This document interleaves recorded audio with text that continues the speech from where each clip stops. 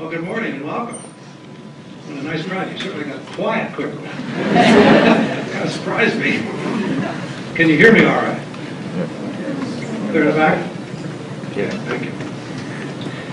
Well, for a business school, you know, it doesn't get much better than this. Having the world's greatest investor come to your campus is quite an honor. Warren Buffett is chairman of Berkshire Hathaway, a holding company whose investments range from Geico Insurance, American Express, and Coca-Cola, to Borsheim's jewelry store in his hometown of Omaha, Nebraska. Mr. Buffett has been described as the god of value investors and the Michael Jordan of the investing game. He began his first investment partnership in the mid-1950s with $100 of his own money. A few years later, he began investing in a struggling Massachusetts textile mill called Berkshire Hathaway. Through Berkshire, he started putting capital into other businesses, chiefly insurance, which generated cash streams for more investments, which have done very well indeed, as we all know. From a share price of about $18 in 1965, Berkshire today trades around $69,100 a share. I think I'm going to go out and buy about 100 shares. Over time, the company's annualized performance is more than double that of S&P 500, and Berkshire today is worth more than $100 billion. But Mr. Buffett is known as much for his unpretentious style as for his lofty success. He has become a champion of investors and is legendary for his aversion to corporate doublespeak. He is rare among CEOs in that he cheerfully admits his mistakes. 3 years ago, he wrote in his annual report that Berkshire would have done better if he'd simply had gone to the movies. There weren't very many years like that since 1965, believe me. Berkshire was proudly, even defiantly absent from the dot-com hysteria of the last few years. And now that the bubble has burst, as we all know, it's Warren Buffett who's having the last laugh. In his most recent letter to shareholders, he wrote, quote, "We have embraced the 21st century by entering such cutting-edge industries as brick, carpet, insulation, and paint. Try to control your excitement." Unquote. You know, and personally, from reading his letters, I mean, it's just a joy. It's a business lesson in itself. I would encourage you, whenever you get an opportunity, to take one aside and read it carefully. You'll learn a tremendous amount. His wisdom and insights are so valued that some investors buy a share of Berkshire stock just so they can hear him at his legendary annual meeting, or as he calls it, Woodstock for capitalists. He doesn't make speaking appearances often, and we are extremely fortunate to have him with us today. Earl Leonard of Coca-Cola and our distinguished executive in residence had a lot to do with that, Earl, and we're deeply indebted to you for helping to arrange this. Thank you very much. Our format today will be primarily questions and answers. Mr. Buffett will make some brief remarks at the beginning, and then we'll move into your phase. We will have a microphone set up over here. We would like you to come around. We're videotaping, so we'd like you to use a microphone, please. So go ahead and begin to line up over there to ask your questions. So would you please give a very warm welcome to the Oracle of Omaha, Warren Buffett.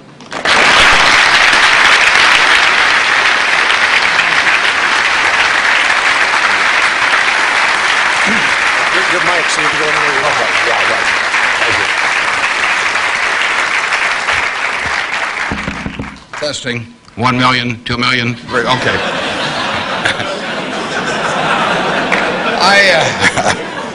I came in from Nebraska today, and you're probably all familiar with us mainly by our football team. We have those fellows with the big white helmets with those red N's on them. I asked one of our starters the other day, what's the N stand for? And he said, knowledge.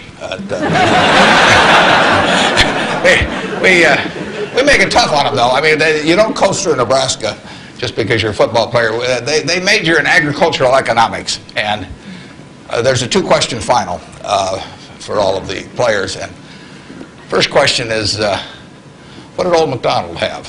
And they were giving that to one of our potential Heisman Trophy winners the other day, and he started to sweat. Finally, he brightened up. He said, farm. Professor, delighted, of course. You don't want to flunk a Heisman candidate. So he said, you're halfway home. He said, just one more question. He said, how do you spell farm? Now the guy really starts to sweat. He looks at the ceiling and he looks around. Finally his face brightens up and he says, E-I-E-I-O. So watch for that guy this year. He'll be dynamite. I really want to talk about what's on your mind, so we're going to do a Q&A in a minute. There are a couple questions I always get asked. People always say, well, who should I go to work for when I get out? And I've got a very simple answer. We may elaborate more on this as we go along, but the real thing to do is to get going and for some institution or individual that you admire. I mean, it's crazy to take in between jobs just because they look good on your resume or because you get a little higher starting pay. I was up at Harvard a while back, and a very nice young guy picked me up at the airport, Harvard Business School attendee, and he said, look, he said, I went to undergrad here, and then I worked for X and Y and Z, and now I've come here. And he said, I thought it would really round up my resume perfectly if I went to work now for a big management consulting firm. And I said, well, is that what you want to do? And he said, no, but he said, that's the perfect resume. And I said, well, when are you going to start doing what you like? And he said, well, I'll get to that someday. And I said, well, I said, your plan sounds to me a lot like saving up sex for your old age. It just doesn't make a lot of sense. I told that same group, I said, go to work for whomever you admire the most. And I said, you can't get a bad result. You'll jump out of bed in the morning and you'll be having fun. And the dean called me up a couple of weeks later. He said, what'd you tell those kids? He said, they're all becoming self-employed. So you've got to temper that advice a little bit. Play one game a little bit with me for just a minute, and then we'll get to your questions. I'd like for the moment to have you, have you pretend I've made you a great offer, and I've told you that you could pick any one of your classmates, and you now know each other probably pretty well after being here for a while. You could pick, you'd have 24 hours to think it over, and you can pick any one of your classmates, and you get 10% of their earnings for the rest of their lives. And I ask you what goes through your mind in determining which one of those you would pick. You can't pick the one with the richest father. That doesn't count. I mean, you've got to do this on merit. But you probably wouldn't pick the person that gets the highest grades in the class. I mean, there's nothing wrong with getting the highest grades in the class, but that isn't going to be the quality that sets apart a big winner from the rest of the pack. Think about who you would pick and why.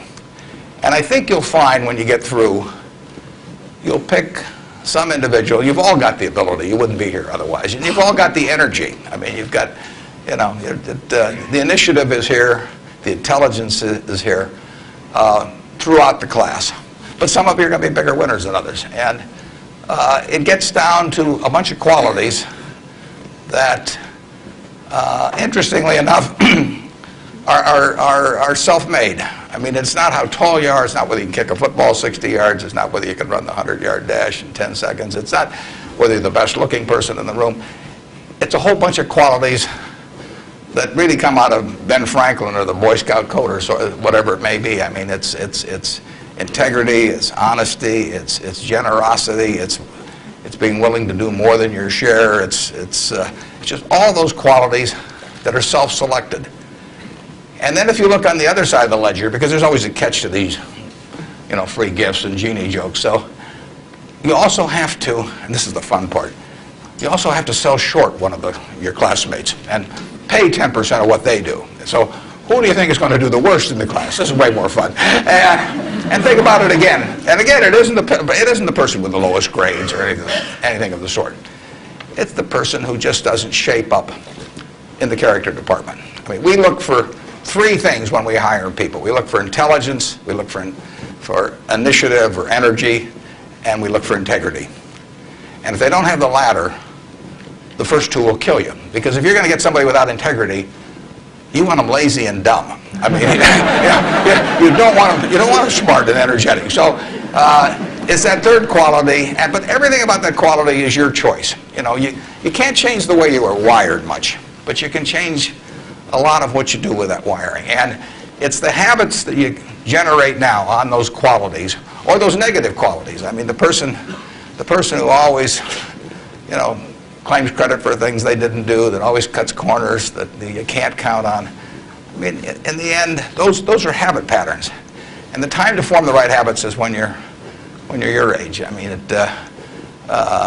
it doesn't do me much good to get golf lessons now. If I'd gotten golf lessons when I was your age, I might be a decent golfer. But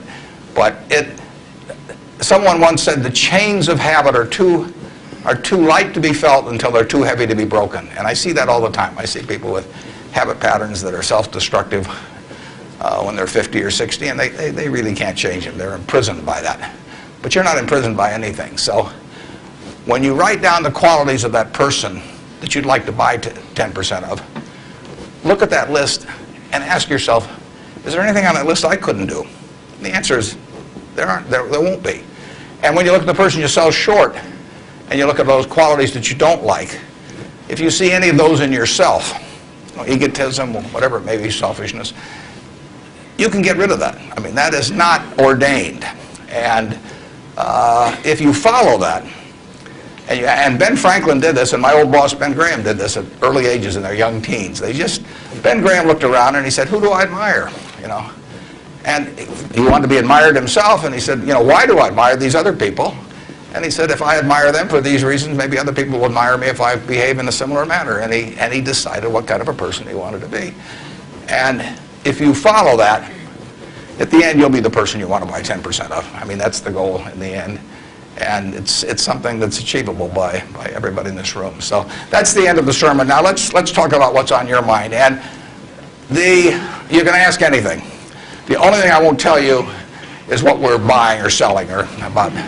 So, you know, I don't even tell myself that. I mean, I write it down, and then it's like the Coca-Cola formula. You know, there's only 2 people can get into the trust department and find out what they are, and I don't know who the 2 are. So we don't talk about what we're buying or selling, but anything else is fair game. Personal, business, anything you'd like to talk about. And actually, the tougher the questions are, the more interesting it is for me. So don't spare my feelings. I mean, just throw at my head. And with that, let's. I guess we've got a microphone. Is this the only microphone, or is there one on? This is the only microphone. Okay. Right here. To ask a question, you'll need to come down to this microphone. Just stand in line, and I'll be Regis Philbin, and you can. Yes. I have an old-fashioned belief that I should expect to make money in things that I understand. And when I say understand, I don't mean understand, you know, what the product does or anything like that. I mean understand what the economics of the business are likely to look like 10 years from now or 20 years from now. I know, in general, what the economics of, say, Wrigley chewing gum will look like 10 years from now. The internet isn't going to change the way people chew gum. It isn't going to change which gum they chew. You know, if you own the chewing gum market in a big way, and you've got Double Mint and Spearmint and Juicy Fruit, those brands will be there 10 years from now. So I can't pinpoint exactly what the numbers are going to look like on Wrigley, but I'm not going to be way off if I try to look forward on something like that. Evaluating that company is within what I call my circle of competence. I understand what they do, I understand the economics of it, I understand the competitive aspects of the business. There can be all kinds of companies that have wonderful futures, but I don't know which ones they are. I've given talks in the past where I carry with me a 70-page, tightly printed list, and it shows 2,000 auto companies. Now, if at the start of the 20th century, you had seen what the auto was going to do to this country, the impact it would have on the lives of then your children and grandchildren and so on. It transformed the American landscape. But if those 2,000 companies, you know, 3 basically survive, and they haven't done that well many times. So how do you pick 3 winners out of 2,000? I mean, it's not so easy to do. It's easy when you look back, but it's not so easy looking forward. So you could have been dead right on the fact that the auto industry, in fact, you probably couldn't have predicted how big an impact it would have.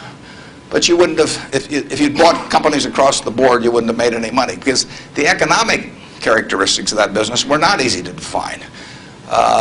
I've always said the easier thing to do is figure out who loses.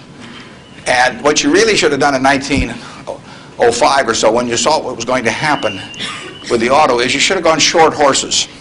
There were 20 million horses in 1900, and there's about 4 million horses now. So it's easy to figure out the losers. You know, the loser is the horse. But the winner was the auto overall. But 2,000 companies just about failed. A few merged out and so on. There were 3 companies, auto companies, in the Dow Industrials in the 1920s and 30s. Studebaker, Nash Kelvinator, and Hudson Motor.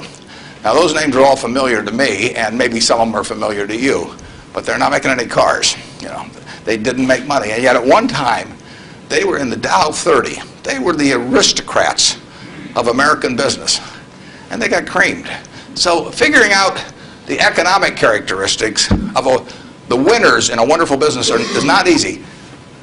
In North Carolina, you know, Orville and Wilbur took off, or I guess Orville took off and Wilbur watched. I'd have been Wilbur. But if you could have seen the future of the airline business from that point forward and how that would transform things, you know, it would have blown you away. And it's excited people, incidentally, ever since.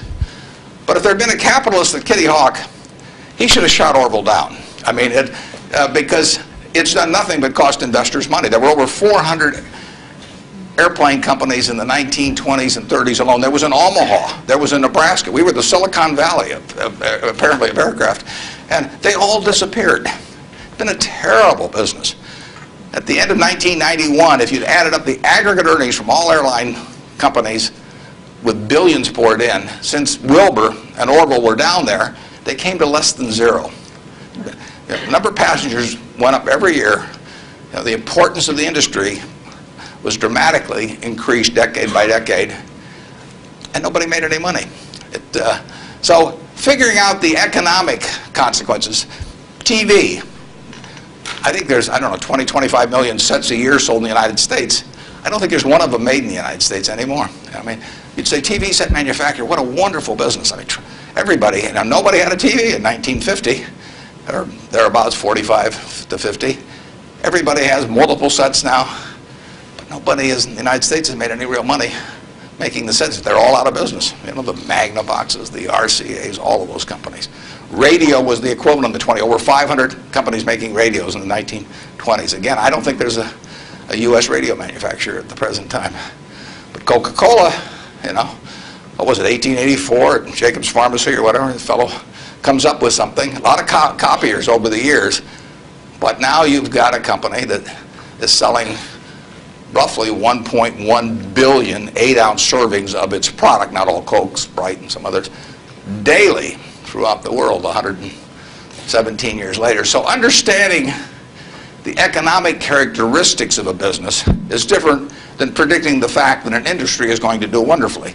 And so when I look at the internet businesses, or I look at tech businesses, I say this is a marvelous thing, and I love to play around on the computer, and now I order my books from Amazon and all kinds of things, but I don't know who's going to win. And unless I know who's going to win, I'm not interested in investing. I'll just play around on the computer. And defining your circle of competence is the most important aspect of investing. It's not how important, how large your circle is. You don't have to be an expert on everything. But knowing where the perimeter of that circle of what you know and what you don't know is, and staying inside of it, is all important. Tom Watson Sr., who started IBM, said in his book, he said, I'm no genius, he said, but I'm smart in spots, and I stay around those spots. And you know, that is the key. So if I understand a few things, and I stick in that arena, I'll do okay. And if I don't understand something, but I get all excited about it because my neighbors are talking about it, and stocks are going up and everything, I start fooling around someplace else, eventually I'll get creamed, and I should. So now let's go over here. Hello, Mr. Buffett. I got 2 short questions. One is, how do you find intrinsic value in a company? Well, intrinsic value is what is the number that if you were all-knowing about the future and could predict all the cash that a business would give you between now and Judgment Day, discounted at the proper discount rate, that number is what the intrinsic value of a business is. In other words, the only reason for making an investment and laying out money now is to get more money later on, right? That's what investing is all about. Now, when you look at a stock, when you look at a bond, assuming it's the United States government bond, it's very easy to tell how much you're going to get back. It says it right on the bond. It says when you get the interest payments, it says when you get the principal. So it's very easy to figure out the value of a bond. It can change tomorrow if interest rates change, but the cash flows are printed on the bond. The cash flows aren't printed on a stock certificate. That's the job of the analyst, is to print out, change that stock certificate, which represents an interest in the business, and change that into a bond and say, this is what I think it's going to pay out in the future. When we buy, some new machine for Shaw to make carpet, that's what we're thinking about, obviously, and you all learn that in business school. But it's the same thing for a big business. If you buy Coca-Cola today, the company is selling for about $110 to $15 billion in the market. The question is, if you had 110 or 15 billion, you wouldn't be listening to me, but I'd be listening to you incidentally. But the question is, would you lay it out today to get what the Coca-Cola company is going to deliver to you over the next 200 or 300 years? The discount rate doesn't make much difference as you get further out. And that is a question of how much cash they're going to give you. It isn't a question of, it isn't a question about how many analysts are going to recommend it or what the volume in the stock is or what the chart looks like or anything. It's a question of how much cash it's going to give you. That's the only reason. It's true if you're buying a farm. It's true if you're buying an apartment house. Any financial asset. Oil in the ground, you're laying out cash now to get more cash back later on. And the question is how much are you going to get, when are you going to get it, and how sure are you?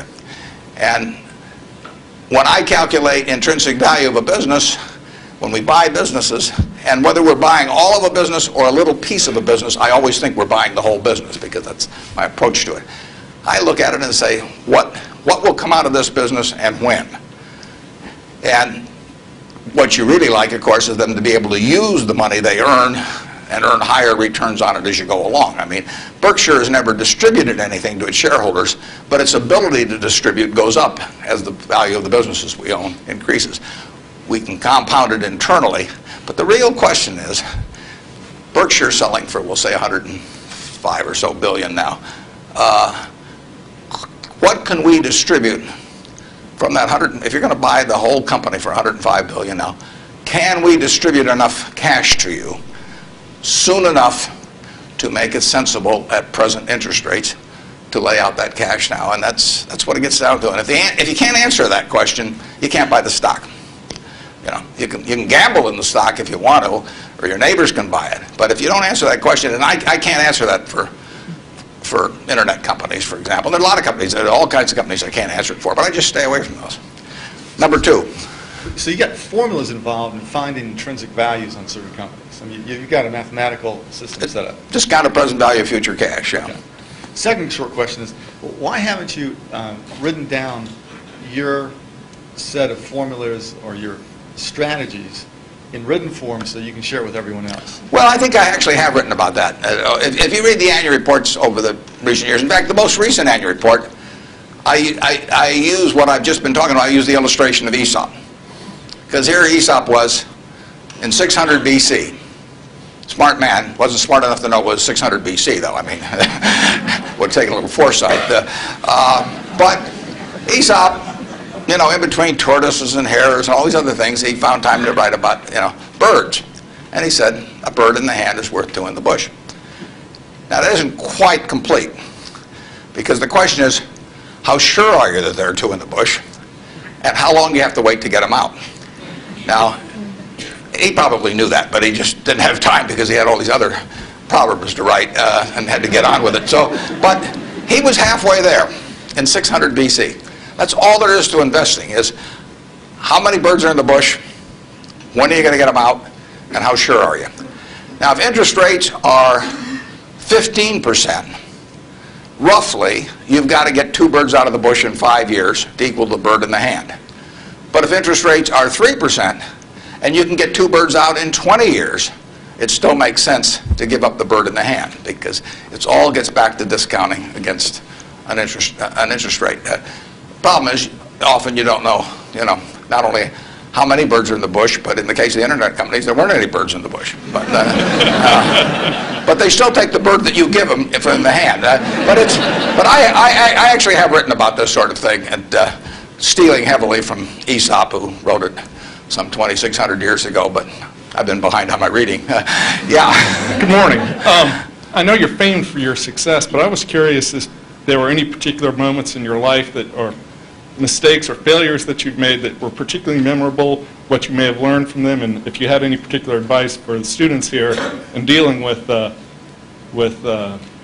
discouraging circumstances. Yeah, I've made a lot of mistakes. Biggest mistake, well, not the biggest, necessarily the biggest, but buying Berkshire Hathaway itself was a mistake, because Berkshire was a lousy textile business, and I bought it very cheap. I'd been taught by Ben Graham to buy things on a quantitative basis. Look around for things that are cheap. And that I was taught that, we'll say in 1949 or 50. It made a big impression on me. So I went around looking for what I call used cigar butts of stocks. And the cigar butt approach to buying stocks is that you walk down the street and you're looking around for cigar butts, and you find this, on the street, this terrible looking, soggy, ugly looking cigar, one puff left in it. But you pick it up and you get your one puff. It's disgusting, you throw it away, but it's free. I mean, it's cheap. And then you look around for another soggy, one puff cigarette. Well, that's what I did for years. It's a mistake. Although you can make money doing it, but you can't make it with big money. It's so much easier just to buy wonderful businesses. So now I would rather buy a wonderful business at a fair price than a fair business at a wonderful price. But in those days, I was buying cheap stocks. And Berkshire was selling below its working capital per share. You got the plants for nothing, you got the machinery for nothing, you got the inventory and receivables at a discount. It was cheap. So I bought it. And 20 years later, I was still running a lousy business, and that money did not compound. You really want to be in a wonderful business, because the time is the friend of the wonderful business. You keep compounding, it keeps doing more business, and you keep making more money. Time is the enemy of the lousy business. I could have sold Berkshire, perhaps liquidated it, and made a quick little profit, one puff. But staying with those kind of businesses is a big mistake.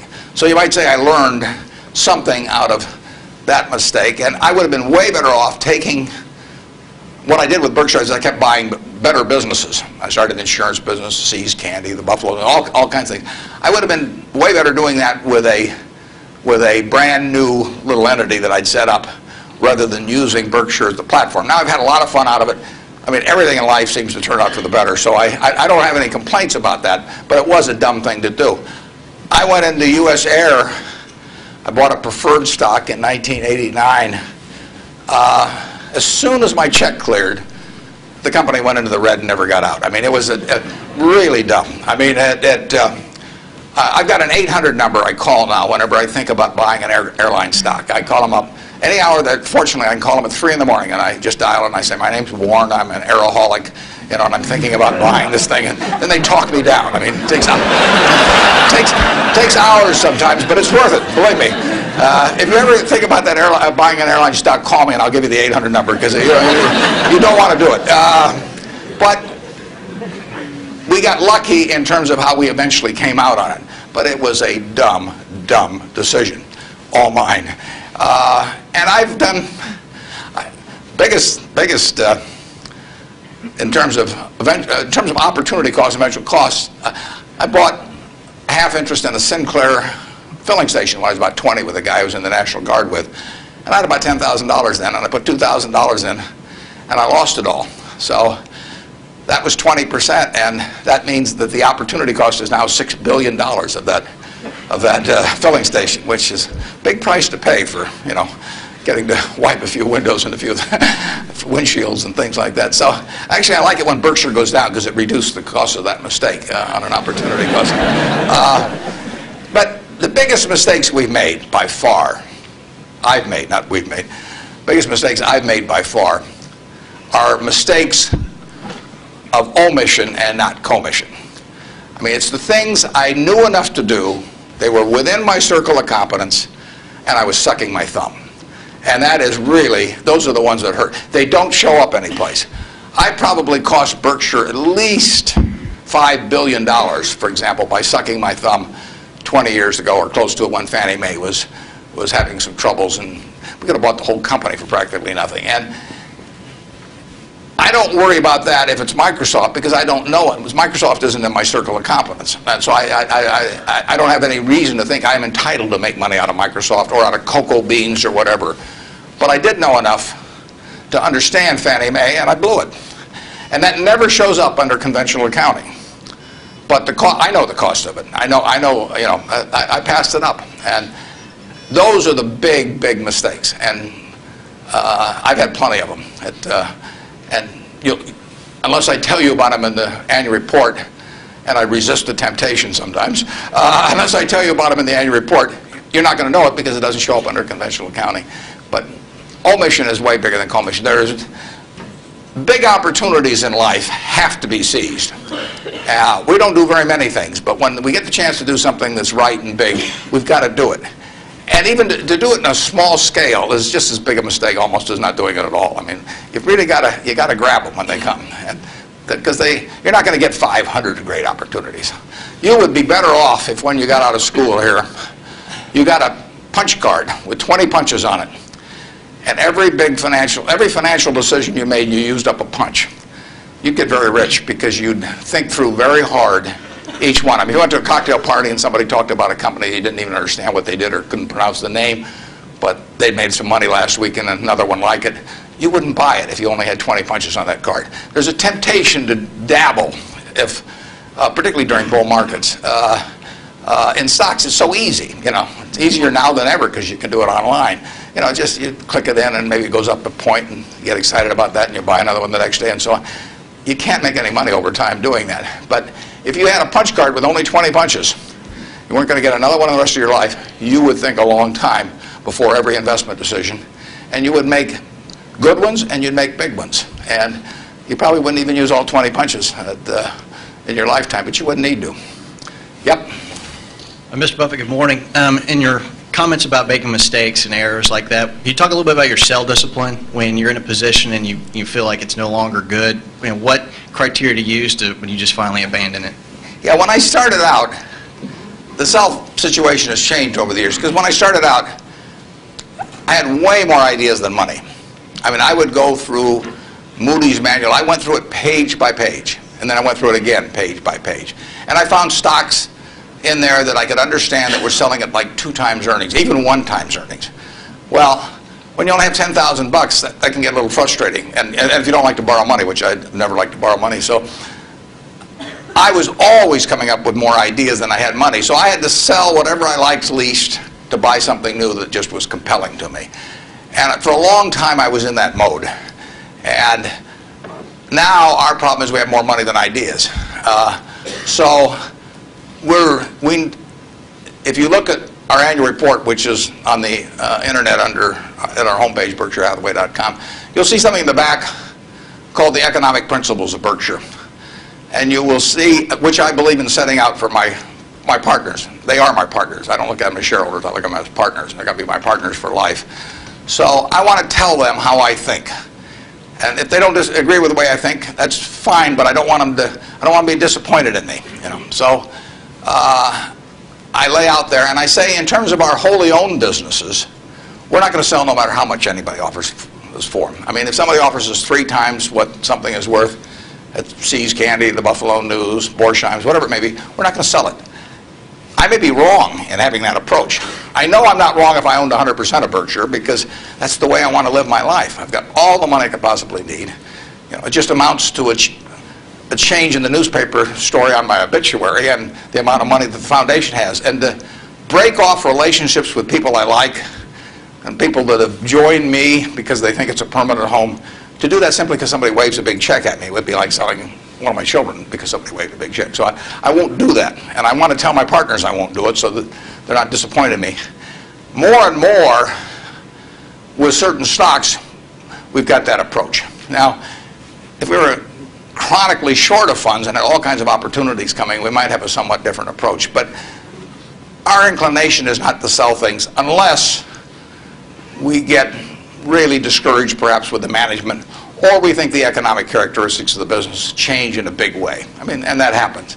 So, but we're not going to sell simply because it looks too high, in all likelihood. I mean, You can't make that 100%, but that's the principle under which we're operating. We're generating right now $5 billion of cash a year at least, so it's $100 million every week.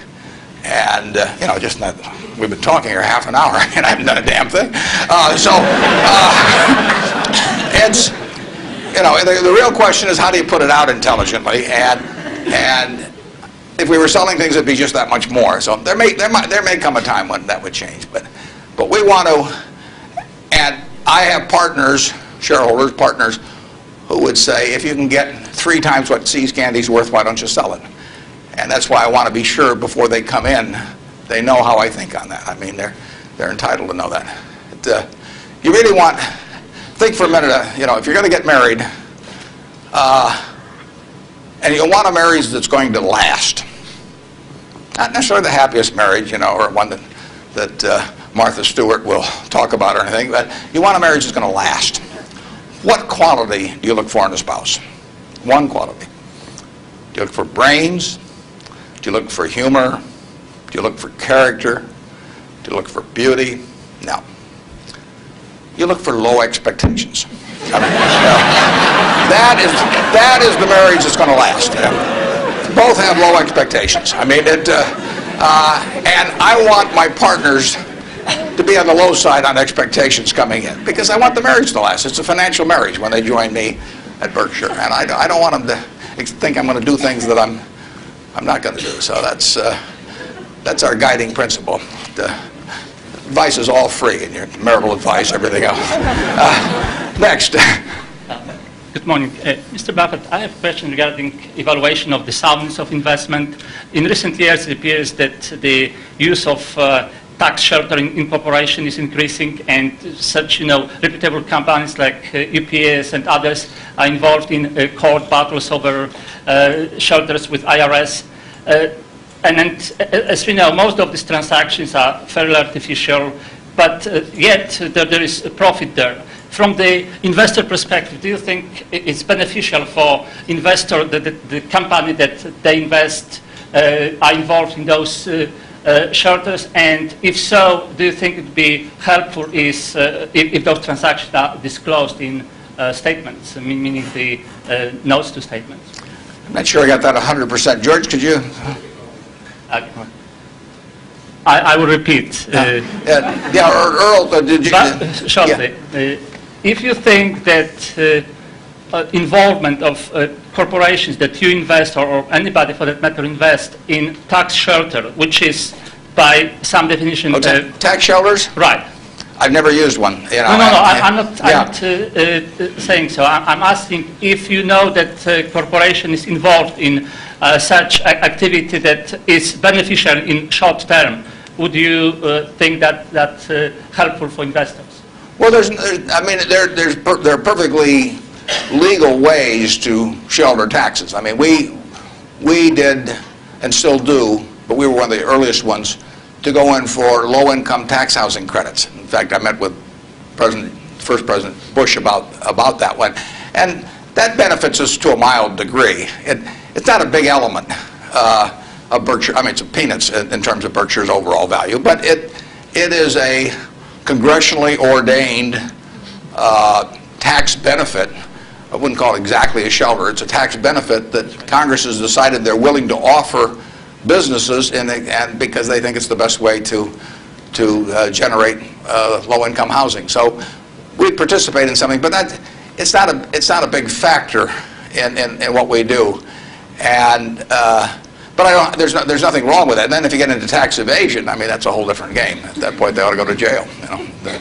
But certain businesses, some insurance companies have reincorporated in Bermuda, and you can save a lot of taxes. You have to meet certain other tests which we wouldn't want to meet. But if we were willing to meet those other tests, there's nothing illegal or immoral about us moving to Bermuda. We're not going to do it.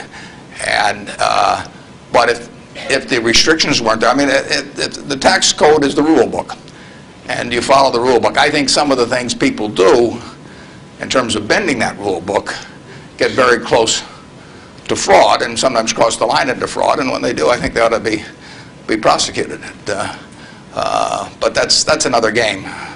And incidentally, there has been more pushing on that, I would say, in the last 5 years, and certainly was my experience earlier. And there are more, I think now it's diminished in the last year or two, but a couple years ago there was some very aggressive marketing by some of the auditing firms, and of these, even with percentage shares of the gain to be paid to the auditors. And I think that those things got fairly dubious, and particularly when they shopped for legal opinions, so that if you got caught doing these things, you can say, well, I was relying on this legal opinion, and therefore I shouldn't go to jail, but just pay the back taxes. So I don't know of anything we're associated with that has done that, but obviously if they push too far, we don't want to be there. Thank you. Yep. I was curious, with the large number of people you now have with tremendous amounts of wealth, what do you think of the current state of philanthropy? Well, I'll be out this week. Actually, I'm going to a Coca-Cola meeting, and I'm flying out to Seattle and talking to the United Way group out there. Seattle United Way raises more per capita, I believe, than any United Way in the country. And Bill Gates will be there. We're talking jointly. His mother was very active in United Way. But Bill is going to give away over $1 billion a year. And a lot more later on, but right now $1 billion. And it's very interesting. I mean, he is very rational about it, and he's very informed. In fact, he got somebody, I think his primary advisor in the medical field is a fellow who was with the CDC in Atlanta. And Bill reads 15 books a month on this. I mean, he can just absorb it. I wouldn't be able to get it that fast. But he just says with $1 billion, he wants to save as many lives per year as he can. So that's his objective. It's just as much a metric of his foundation as some other metric, return on capital, might be for a business. And he says, I'm going to spend $1 billion a year. How many lives can be saved for that? So he's gotten very heavily into vaccines and AIDS in Africa, a number of things. It's very rational. I personally think all of my 99-point-something% of my net worth will go to a foundation after the latter of my wife and I die. I mean, it's all going to go to a foundation. As far as I'm concerned, I got it from society. It's going to go to society. I've written a letter to my trustees, and I've got very few trustees. If you got a whole bunch of trustees, in my view, they just homogenize themselves down to sort of the lowest common denominator, because you get 30 people in a room, and prestigious people, but they'll all have their particular alma mater, and they'll all have their particular hospital, and it'll become a big trade-off game. It'll be a little like Congress. So I have very few people, and I don't give them anything specific, because I tell them their judgment above ground will be better than my instructions from 6 feet underground. So I don't like to think that, but it's true. So I tell them, look, the society are the ones that don't have a natural funding constituency or are just damned intractable and very difficult to solve. So I tell them I am not going to haunt them at all if they spend big money on some terribly important problem and they fail, because they're taking on tough problems. When I buy businesses, I'm buying easy businesses. But the reason the big problems of society are big problems is that they're damn tough to solve. So they're swinging at bad pitches. I'm swinging at easy pitches in business, but they have to swing at bad pitches. But I tell them I want them to try and do it. And if they fail, it doesn't bother me at all. I tell them if they give $1 million here and $1 million there and $1 million there, they're not going to sleep, because I'm going to be haunting them. I'm going to come back every night. I do not want the eyedropper approach used to philanthropy. But I want them to use their judgment to look at important problems that do not have a natural funding constituency. If the government's going to fund it, fine. I mean, they should be funding important problems, but we won't need to do it. The role of private philanthropy, in my opinion, is to fund things that don't have the natural constituency, and that's what Bill's doing. There aren't a bunch of people around that you can make an emotional appeal to make vaccines available to millions and millions of kids around the world. It doesn't tug at anybody's heartstrings. You can't name buildings after them. I mean, it just isn't the sort of thing that you can raise money for on an emotional basis. And there's nothing wrong with raising money on an emotional basis. But that is a problem that won't get solved by a funding constituent that's responding to that. But Bill is responding to what in his mind is the important thing, which is saving lives, and he doesn't care whether he gets his name on a building or whether anything happens or whether anybody knows about it. I mean, he gets publicity just because of the scale he's on, but he doesn't care about that. I can promise you that. So that's my philosophy, is that I got this money not because I'm a superior human being, not because I've done more for society than other people. I was wired the right way to be dropped into the United States at this particular time. I mean, it's a huge capitalistic society, and I'm wired, no credit to me, but I just was born that way, so that I'm better at asset allocation than other people to some degree. Just like other people are better at all kinds of other things. And I was with two teachers out at Sun Valley that are doing more for society than I am, and they don't, this market system does nothing for them. Market system does all kinds of things for me. Gates says if I'd been born 5,000 years ago, I'd have been some animal's lunch, because I can't run very fast, and I can't climb trees. I mean, what those, and I could tell that animal is chasing me, wait till we see how I can allocate assets, But it wouldn't have made any difference. So here I am, I'm born now, just very, very lucky. And the odds when I was born in 1930, the odds were 50 to 1 against me being born in the United States. That's a terrible set of odds to face. And yet I was dropped down here, And if I'd been dropped down in Peru or someplace or China, I mean, I wouldn't have had a chance. So society is what does it for you. And it should go back, in my view, it should go back to society. If you've been lucky enough to be dropped into a society where your particular wiring pays off big, that's just luck. And there's nothing wrong with being lucky. I don't feel guilty about it or anything else, but I also don't feel that, I feel I have a lot of fun doing what I do, but I feel the money should go back into society, and it should go back as intelligently as it can. And the best way to do it intelligently is to have high-grade and intelligent people administering it at the time. And you don't know the problems that are going to be out there 10 years from now or 20 years from now or 30 years from now. But I do know if I've got a small number of high-grade, smart people, and high-grade is more important. If you gave me 20 extra points of IQ, but cheated a little on the high grade, I wouldn't take it, because they got to be. There's so many chances to do things in a petty way, or to try to.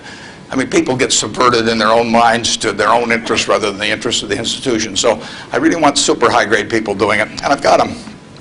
And I think the money might do a lot of good, it may do no good, but it'll be operating in fields where if it does some good, that good probably wouldn't have been done otherwise. Yep. I was just wondering, there's a lot of differences between the recent boom and bust in the stock market and the one in the 1920s. But there's also a lot of similarities, and those similarities are allowing people to draw the conclusion that stock prices will be depressed for some time to come. Where do you disagree and agree with that conclusion? Well, the whole century is quite interesting. If you take the 20th century, it was an unbelievable century for the United States. The GDP per capita, and that's the way to think of it, as per capita. Sometimes they talk about our GDP versus Europe's.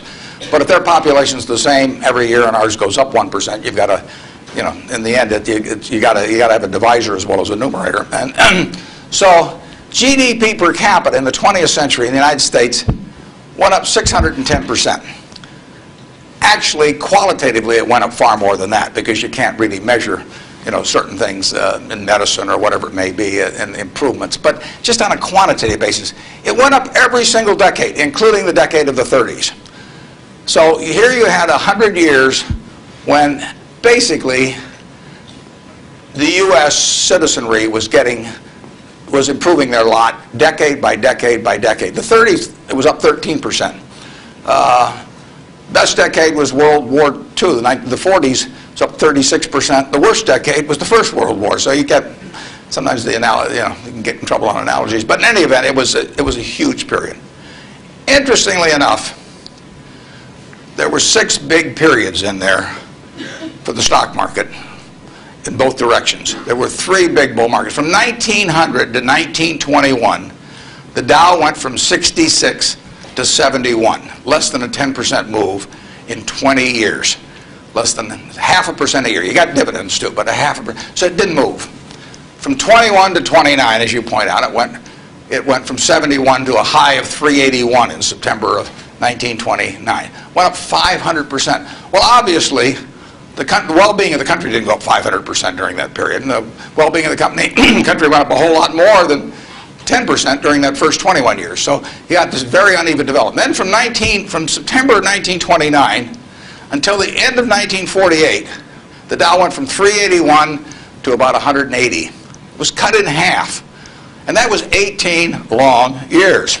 And yet the per capita GDP was moving right up during this whole period. So the economy was doing fine. From 48 to 65, the Dow went again from about 180 up to close to 1,000. Again, 5 for 1, which was far outstripping it. From 65 to 81, the Dow went down, literally. Well, again, per capita GDP. And then we've had this last period where it's gone up terrifically. If you take the whole 100 years, it went up 180 for 1. Every $1,000 became 180,000. But 43 and 3/4 years were those 3 big, huge bull markets, and 56 and 1/4 years were periods of stagnation, all in an economy that was doing fine, year after year after year. 56 and 1/4 years, net, the Dow was down a couple hundred points during that period, and the other 43 and 3/4 years made up the rest of this move from 66 to 11,000 some on the Dow. So you say to yourself, how could it be that you could have a country that was doing better and better and better and better? Citizens were living, every generation was living better than the one that preceded it. But you had these huge changes, big gains a few times, long periods of stagnation. 20 years, I mean, that's a long time to do nothing. The answer is that investors behave in very human ways, which is they get very excited during bull markets and they look in the rearview mirror and they say, I made money last year, I'm going to make more money this year, so this time I'll borrow, or the neighbor says, I wasn't in last year when that neighbor was dumber than I made a lot of money, so I'm going to go in this year. So they're always looking in the rearview mirror. And when they look in the rearview mirror and they see a lot of money having been made in the last few years, they plow in and they just push and push and push on prices. And when they look in the rearview mirror and they see no money having been made, they just say, this is a lousy place to be. So they don't care what's going on in the underlying business. And it's astounding. But that makes for huge opportunity. Just huge opportunity. I mean, I lived through roughly half, in an investing sense, about half that period. And I've had that long period of stagnation from 48, from 65 to 82, 17 years. I wrote an article for Forbes in 1979. I just said, how can this be? Pension funds in 1970 put 100 and some % of their new money in stock because they were wild about stocks. Then they got a lot cheaper and they put a record low in, 9% of their net new money in 1978 when stocks were way cheaper. People behave very peculiarly in terms of the reactions because they're human beings and they get excited when others get excited, they get greedy when others get greedy, they get fearful when others get fearful, and they'll continue to do so. And you will see things you won't believe in your lifetime in securities markets. And the country will do very well over time, but you will see these huge waves. And if you can stay objective throughout that, if you can detach yourself temperamentally from the crowd, you get very rich. And you won't have to be very bright. I mean, I'm sure you are, but it doesn't take brains. It takes temperament. It takes the ability to sit there and look at something. When I started out in 1950, I would go through and find things at 2 times earnings, and they were perfectly decent businesses, and people wanted jobs at those companies, and everybody knew they were going to be around, and they wouldn't buy them at 2 times earnings, and that's when interest rates were 2.5%. I started selling securities when I was 21, and a Kansas City life insurance company happened to be a fairly prominent company in Omaha, and the policies they sold you, if you were buying life insurance from them, had a built-in assumption of 2% interest. The stock of Kansas City Life was selling at less than 3 times earnings. You were getting 35% if you bought the stock. No question about the soundness of the company. I went to the local agent. I figured, hell, I ought to be able to sell him a few shares of stock. I mean, the guy ought to understand it. He's got his whole life invested in this company. I went to the local agent who'd been with him for 20 years, And his name was Moose. And I said, Mr. Moose, I said, you know, you're selling these policies with 2%. You may even have a few members of your own family, and you can buy into this company whose paycheck you depend on every month, and whose future your beneficiaries of these life policies depend on, and who you're selling them, you know, a 2% investment on, and you can get 35% on your money. He said, you know, stocks aren't any good. And I couldn't sell you, you know, I was a lousy salesman. I mean, well, you have to start with that. But it just blew me away. It blew me away. I thought, sometimes I used to wonder if I was nuts, you know. But those things, the same thing happened. I mean, in 1964, the Dow closed at 864. At the end of 1981, 17 years later, it closed at 865. It moved 1 point in 17 years. Now, that's not a big move. And that, you can't believe how discouraged people were during that period. But, you know, people were living better. So things can go on a long time that don't make sense. But they do come to an end. I mean, the internet thing. I mean, you had these companies selling for many billions of dollars that had practically no prospects of making any money. That's a bubble. But Herb Stein one time said, anything that can't go on forever will end. Now, that seems pretty...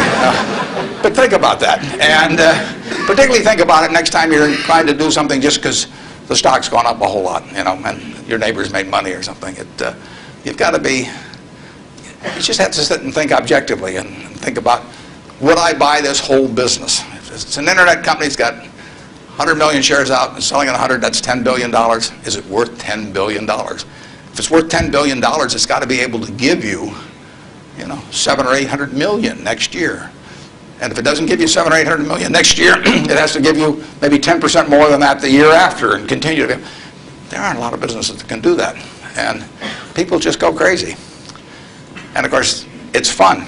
I mean, it's, you know, it's like that sign they put in brokerage offices that says, avoid hangovers, stay drunk. You know, I mean, it's just so much fun to keep playing.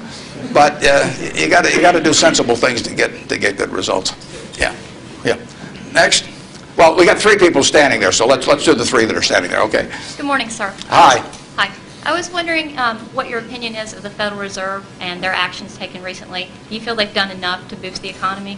Yeah, well, I'm a fan of Alan Greenspan's over time. I've known him for a long, long time. We were on a board together at Cap Cities, and Alan is a very, very smart guy. He is motivated, in my opinion, entirely by what is good for the United States, people of the United States. And so you couldn't have a better person in there. And the problem he may have is that because his tenure in office has been associated with this incredible bull market, that even though he wouldn't have claimed credit for it, that people might associate it because of the importance of the Fed generally. They might associate with him, so they may, if things don't work out so well, they may blame him as well. But I think his policy has generally been very good. You have to understand one thing about the Fed is that it's not as powerful as the mystique would make it. Its brake is better than its gas pedal. When the Fed wants to put on the brakes, we go through the windshield. I mean, you know, the economy just, they can put on the brakes. Paul Volcker did it. He broke inflation by doing it. But I mean, when he put on the brakes in that period around 1980, I mean, people hated him. He was crucified for it, but it was the right thing to do. And he could do it. He did it all by himself. And and it was the only way, because of the momentum that inflation was generating. It was the only thing it was what was needed then. Enormously unpopular. It's much harder for a Greenspan to put on the brakes because nobody wants him to put on the brakes, plus he's so visible. But he's put them on sort of gradually. But stepping on the gas pedal, he does not necessarily get the same result. It may help, but there are 1,000 other variables operating. And as you see in Japan, you know, you can get down to 0 interest rates and you can't stimulate anything. So it isn't like the Japanese haven't read the same books we've read about economics. I mean, they've read Keynes and they've read the whole thing. So we're not smarter than they are. We don't have any secrets they don't have, but they don't know how to get their economy going. And, you know, their GDP there has been going no place, you know, in the last 5 years, and there's still problems around. So easy money doesn't solve everything, but Greenspan could very well get blamed for the fact that he hasn't solved everything, and it's just not in his power to solve it. He can help in various ways, but I don't think you could have anybody better, and I think he's done the right thing to this point, but the right thing may not be quite as effective as people may hope that it would be. In economics, you always want to ask, and then what? You'll read in the paper, well, what happens if the Japanese start selling our government bonds, or what happens if they dump the dollar? They can't dump the dollar. There's no way to dump dollars. You can, or at least dollar assets, because if the Japanese want to sell our government bonds, if they sell them to us, they get a time deposit or a demand deposit at Citi, or they still own a dollar asset. If they sell them to the French, they may get some assets from the French, but now the French have it. I mean, the only way you can reduce foreign investment in the United States is to change it around so they're consuming more than from us, more than we're consuming from them. I mean, when we buy a television set from Japan, if we buy more television sets from them than they buy equivalent consumables from us, the exchange, what balances things is we give them some investment type asset, whether it's cash or a U.S. government bond or our stocks or our movie studios or our real estate or different things. And the only way that reverses is when we start running a trade surplus, which we're miles away from. So logically, if you read classic economics, you would believe that our currency would have been weaker over the recent years, and that it would be weak now. But there are other things operating, and that's one of the problems about economics, is there's never just one variable. There's usually hundreds of variables, and they operate with different impact at different times. I mean, it's not like a physics formula. I mean, well, I guess it would be if you got into the Heisenberg principle or something like that. But the formula has a lot of the same variables year after year, but the relative importance of those variables and how they interact with each other is never exactly the same. And that's what we find out, the Japanese find out, everybody finds out. And foreign currency, or the value of our dollar and currency rates, are defying what you would expect based on history. But as somebody said, if history were a perfect guide, the Forbes 400 would all be librarians. They just go and look it up in the books, and they'd always know all the answers. But history doesn't repeat itself, as Mark Twain said. History doesn't repeat itself, but it rhymes. I mean, things come back, but they don't quite come back in the same form. And we'll understand all this perfectly in a few more years, why the dollar's behaved the way it has. But I think it would be useful net for the U.S. if the dollar were less strong. Yes, Mr. Buffett, thanks for taking my question. My question pertains to small business, and my family's been in the truckload sector of transportation for about 50 years. And as you talked about the airline industry and all the mergers and acquisitions and things going on, and a lot of the smaller players being tossed out of the market, what do you see for people that, like in this room, for students that want to start a small business, and maybe they want to start in a business that is somewhat of a commodity type business, but as businesses, the large corporations get larger and their efficiencies increase, how can a small business compete with these people? Yeah, in many areas, small businesses have an advantage. In other businesses, scale has a huge advantage. And I mean, you don't want to be a tiny carbon steel producer. On the other hand, when mini mills came along and learned how to use scrap more effectively than the older methods of making steel, they actually had an advantage. So scale is a huge advantage in some businesses. It's, the largest airlines haven't won. Southwest Airlines has won, starting with, just a few planes flying down there between Houston and Dallas, and they have become bigger, but their ambition hasn't been to be the biggest. And they probably buy their fuel just as cheap as United, and they probably bought it when they're a lot smaller. Walmart is a classic example. I mean, who would have thought 25 years ago, 30 years ago, I mean, here was Sears with a 100-story plus building in Chicago, had access to money far cheaper than Sam Walton. I mean, Sam Walton's credit was not as good as Sears. Every supplier wanted to do business with Sears. Nobody had ever heard of Sam. Every real estate developer who was developing a new shopping center went first to Sears, and Sam got the short end.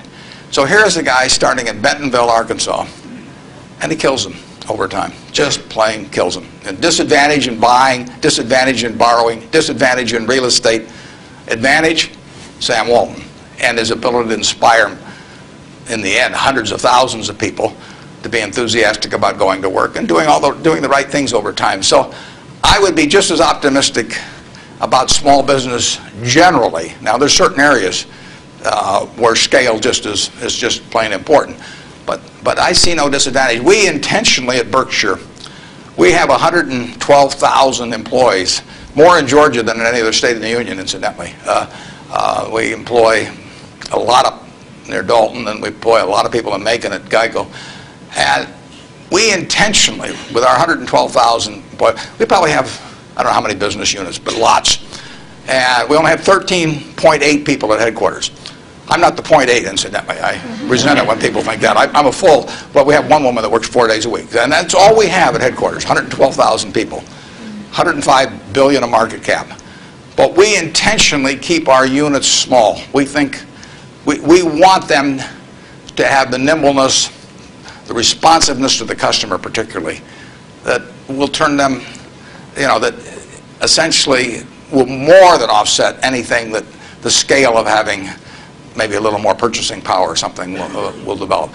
We own a home furnishings business in Utah, run by a fellow named Bill Child. He was featured in Fortune about one issue ago. The cover story was God in Business. Bill was the #1 illustration. Bill took that business from his father-in-law when it was doing $250,000 a year, and he now has over half the business in Utah in his field, about close to $400 million. He built it by thinking about the customer. And the truth was, he was competing with Sears, he was competing with Levitt's, was a huge furniture retailer in the past. He was competing with everybody. But all he thought about from the moment he got up in the morning was, how do I take care of my customer? And that wins. We have a business in Omaha, some of you may have heard of. It's the largest home furnishing store in the world. In Omaha, which only has a SMSA of 650,000 people. It's on 72 acres. It does $325 million in one location, which happens to be $500 for every man, woman, and child in the SMSA, but it draws from beyond that. That business comes about, or has resulted, from an investment of $500 in 1937 by a woman who walked out of Russia in 1921. She walked out, got on a peanut boat, landed in Seattle with a tag around her neck. She couldn't speak one word of English. The American Red Cross looked at the tag. It said Fort Dodge, Iowa. They got her to Fort Dodge, Iowa. She couldn't pick up the language. She was there 2 years. She said she felt like a dummy. So she came to Omaha because there were other Russian Jews there and she'd at least have somebody to talk to. Her little girl started school, Frances. Frances would come home at night and teach her mother the words she learned in school that day. That's how this woman, Rose Blumpkin, learned the English language, but from her daughter from kindergarten on, teaching her the words. She brought 7 siblings over from Russia, one at a time, $50 every time she saved $50. She sold used clothing and other works. She got her 7 siblings over, her mother and father, and by 1937, 16 years after she got here, she saved $500. She got on a train, went to Chicago, to the American Furniture Mart, which was this huge, impressive thing. She was smart as hell, but she thought like a peasant in a way, and she saw this building and she decided to name her company the Nebraska Furniture Mart. She went in and bought $500 worth of, she bought about $2,000 worth of merchandise. All the way back to Omaha, she worried because she thought, I owe $1,500, and she only had a $500 equity. So she got to Omaha.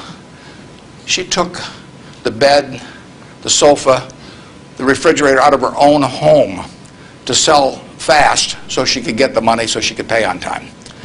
She took that business and built it from that start. No one would sell to her. She went into court 4 times because the carpet manufacturers tried to keep her from selling at a discount, and she went into court and told the judge, because she figured out ways to buy this stuff in various nefarious ways from had other people buy it for her, and she said, look, I pay $3 a yard for this carpet. Brandeis sells it for $6.98. She says, I sell it for $3.98. Just tell me, Judge, how much you want me to rob people. She defended herself. Papers wrote it up. The judge bought carpet from her the next day. I mean, it was marvelous. Brandeis isn't selling anymore. They were the huge department store in Omaha. She put everybody out of business. And the punchline, she worked till she was 103. She sold me the business when she was 89. And she didn't have an audit. I went out to see her one afternoon. I took a check out with me and because I knew she wanted to do something. And I said, Mrs. B, here's the money. I said, I don't need an audit. Just tell me whether you owe any money. She said, I've never owed any money since I owed those guys back in 1937. And she said, it's all free and clear. She'd never seen a balance sheet. She didn't know what accounting terms meant, but she understood the nature of the business. And I told her, I said, I'd rather have your word, you know, than an audit from every one of the big 6 or big 8 or whatever there were, the number at the time of the top auditing firms. And she worked till she was 103. She died at 104. She had 3 siblings at her funeral. I mean, those are some genes. Her son works there now. He's 82 or 3, and the 3 sisters are all alive. But the punchline is, she couldn't read or write. This woman could not read or write. If you told her this room was 68 feet by 43, she would tell you how many square yards it was like that. She never went to school a day in her life. She would tell you how much that was at $5.98 a yard. She'd add the tax. She'd knock off something because she liked your looks. And that would be it. And that's, you know, that is that, you can't beat that, you know. And you can't replicate that at General Motors. You can't institutionalize that. The person who brings that kind of drive to a business and does it day after day and thinks about their customer, and that's all she did. Well, she raised 4 kids in the process too, but you can't, it can't miss. And no, you don't have to worry if you're an entrepreneur in most fields. There's some fields where you can't do it because there are scale aspects to it. But in most fields, you know, you'll kill people. Bob Shaw did that with Shaw. Nobody ever heard of Shaw in carpet 30 years ago, and he's got 40% of the carpet business in the country. So it's a great field of opportunity out there, and I don't know about trucking specifically, but I wish you the best on it. And you won't be at a disadvantage in many fields if you're small, and you'll actually have an advantage. George, thank you.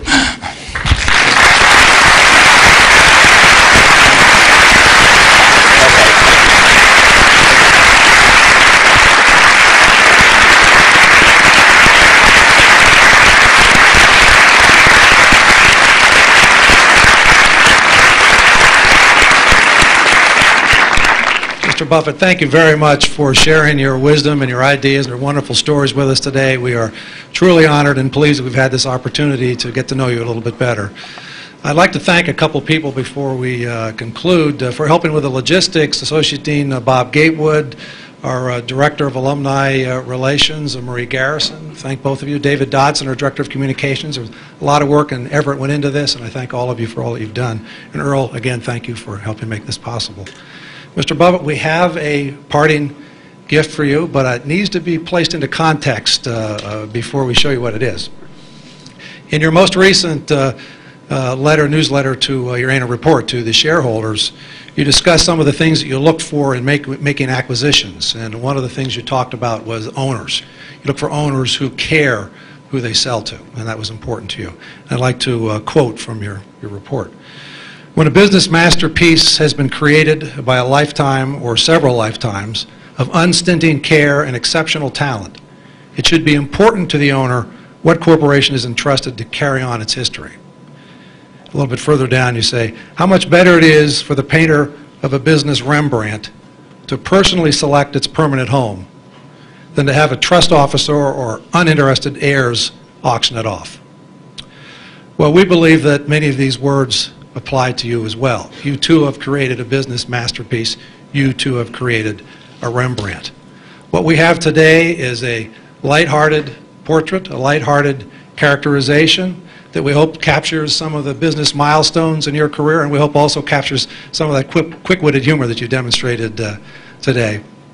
It was painted by a good friend of ours and a well-known artist, lives here locally, Alan Campbell.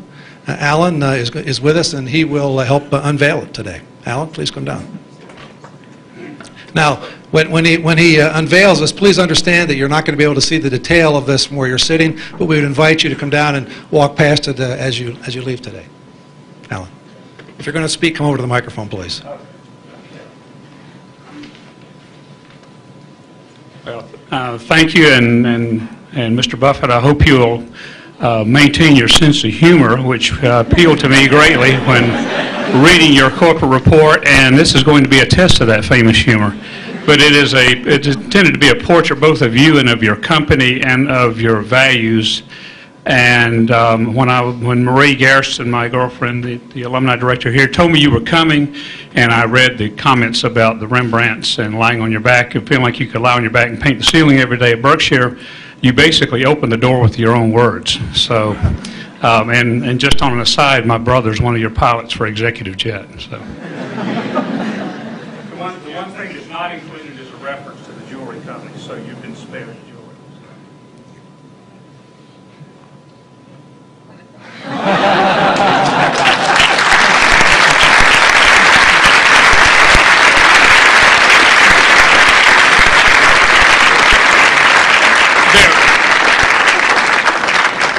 This is based on a very famous Rembrandt self-portrait, if anybody's information. Mr. Buffett will sign autographs. If you've got books with you you'd like him to sign, we'll set up a table down front here as for the next 15 or 20 minutes. If you'd like to take a picture, if you've got a camera with you, please come on up. Don't hesitate. And thank you all for coming and participating today. It was a wonderful event. Thank you very much.